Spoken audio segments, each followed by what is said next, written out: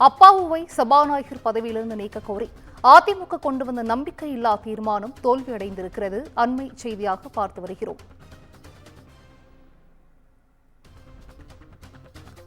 அப்பாவுவை சபாநாயகர் பதவியிலிருந்து நீக்க கோரி அதிமுக கொண்டு வந்த நம்பிக்கையில்லா தீர்மானமானது தோல்வியடைந்திருக்கிறது.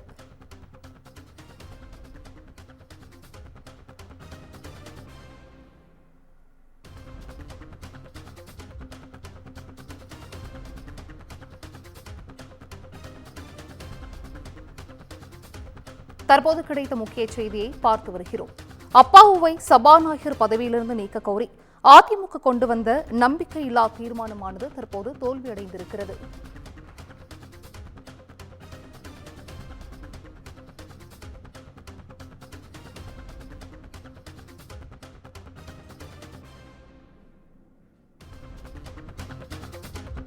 அப்பாவுவை சபாநாயகர் பதவியிலிருந்து நீக்க கோரி அதிமுக கொண்டு வந்த நம்பிக்கையில்லா தீர்மானம் தோல்வியடைந்திருக்கிறது. குரல் வாக்கெடுப்பு நடத்தப்பட்ட நிலையில் நம்பிக்கையில்லா தீர்மானம் தோல்வியடைந்திருப்பதாக தற்பொழுது அறிவிக்கப்பட்டிருக்கிறது. அண்மை செய்தியாக பார்த்து வருகிறோம். அப்பாவுவை சபாநாயகர் பதவியிலிருந்து நீக்க கோரி அதிமுக கொண்டு வந்த நம்பிக்கையில்லா தீர்மானம் தோல்வியடைந்திருக்கிறது. குரல் வாக்கெடுப்பு நடத்தப்பட்ட நிலையில் நம்பிக்கையில்லா தீர்மானம் தோல்வியடைந்திருப்பதாக தற்பொழுது அறிவிக்கப்பட்டிருக்கிறது.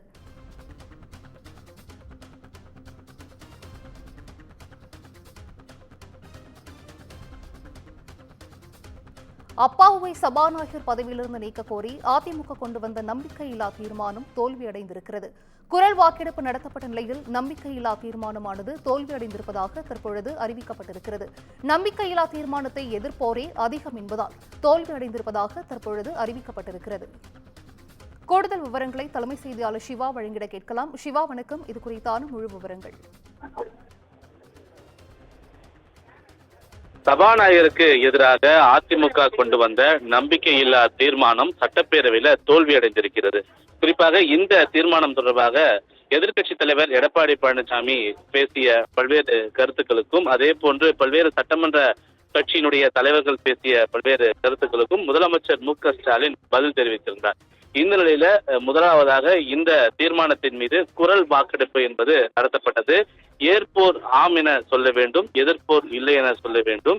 எனவே இந்த தீர்மானத்தை ஏற்போருடைய எண்ணிக்கை, அதாவது அதிமுக சட்டமன்ற உறுப்பினருடைய எண்ணிக்கை 62 மட்டுமே இருக்கிறது. ஒட்டுமொத்தமாக அதிமுகவில் 2021 சட்டமன்ற தேர்தல் போது கூட்டணியோடு சேர்த்து ஒட்டுமொத்தமாக 75 சட்டமன்ற உறுப்பினர்கள் வெற்றி பெற்று சட்டப்பேரவைக்கு வருகை தந்திருந்தார்கள். அந்த 75 சட்டப்பேரவை உறுப்பினர்கள்ல 9 பேர் பாஜக பாமகவை சேர்ந்த சட்டமன்ற உறுப்பினர்கள். மீதம் இருக்கக்கூடிய சட்டமன்ற உறுப்பினர்கள்ல ஓபிஎஸ் தரப்பில் இருக்கக்கூடியவர்கள் 5 பேராக உள்ள காரணத்தினால இந்த அதிமுக சட்டமன்ற உறுப்பினருடைய எண்ணிக்கை 62 குறைந்திருக்கிறது. எனவே ஏற்பவருடைய எண்ணிக்கை 62 இருந்த ஒரு காரணத்தினால், ஏற்பவருடைய குரல் வாக்கெடுப்பும் குறைவாக இருந்த ஒரு காரணத்தினாலும், எதிர்ப்போரினுடைய குரல் வாக்கெடுப்பு, அதாவது ஆளும் கட்சியுடைய கூட்டணியில் இருக்கக்கூடிய சட்டமன்ற உறுப்பினருடைய எண்ணிக்கை என்பது 159 இருக்கக்கூடிய அந்த நிலையில எதிர்ப்போரினுடைய எண்ணிக்கை அதிகமாக இருந்தது. எனவே எதிர்ப்போர் இந்த நம்பிக்கையில்லா தீர்மானத்தை எதிர்த்து வாக்களித்தவருடைய எண்ணிக்கை அதிகமான காரணத்தினால் இந்த தீர்மானம் தோல்வியடைந்ததாக இந்த தீர்மானத்தை முன்மொழிந்த, இந்த தீர்மானத்தை சட்டப்பேரவையிலிருந்து வழிநடத்தி கொண்டிருந்த துணை சபாநாயகர் பிச்சாண்டி தெரிவித்திருந்தார். அது மட்டுமில்லாமல் அவர் தெரிவிக்கும் போது எதிர்க்கட்சி துணைத் தலைவர் ஆர்.பி. உதயகுமார் கொண்டு வந்த இந்த தீர்மானம் தோல்வி அடைவதாக இந்த சட்டப்பேரவையில் ஒரு தீர்ப்பாகவே வழங்கப்பட்டது. அது மட்டுமில்லாமல் எதிர்க்கட்சி தலைவர் எடப்பாடி பழனிசாமி இதற்கு டிவிஷன் வாக்கெடுப்பு முறையில இதனை வாக்கெடுப்பு நடத்த வேண்டும் என்று தெரிவித்திருந்தார். டிவிஷன் வாக்கெடுப்பு என்பது சட்டப்பேரவையில 6 பிரிவுகள் இருக்கிறது.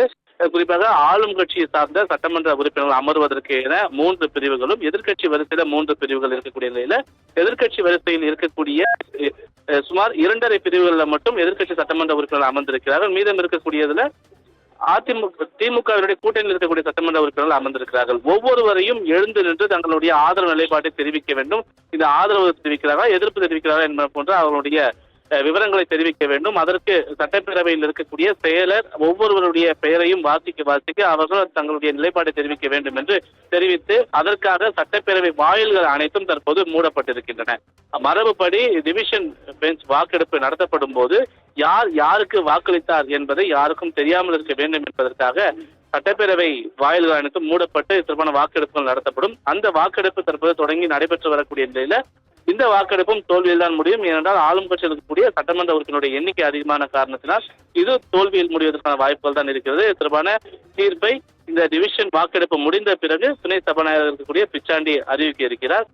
இதற்கு முன்னதாக முதலமைச்சர் மு.க.ஸ்டாலின் பேசும்போது சபாநாயகராக இருக்கக்கூடிய அப்பாவு நடுநிலை தவறாதவர், அவர் கண்டிப்பானவர், அனைவரிடமும் சிரித்து பழகக்கூடியவர், எதிர்க்கட்சிகள் கூட அவரிடம் கண்ணசைவில் பேசக்கூடிய பல்வேறு நிகழ்வுகளை நான் பார்த்திருக்கிறேன், அவர் மீது கொண்டு வந்திருக்கக்கூடிய இந்த தீர்மானம் ஏற்றுக்கொள்ளக்கூடியது அல்ல என்று குறிப்பிட்டிருந்த நிலையில இந்த தீர்மானம் சட்டப்பேரவையில தோல்வி அடைந்திருக்கிறது. டிவிஷன் பெஞ்ச் வாக்கெடுப்பு தற்போது நடத்தப்பட்டு வரக்கூடிய நிலையில அதுவும் தோல்வியில் முடியும் என்பதே தற்போதைய ஒரு தகவலாக இருக்கிறது. சிந்துஜா, விவரங்களை வழங்கியமைக்கு நன்றி சிவா.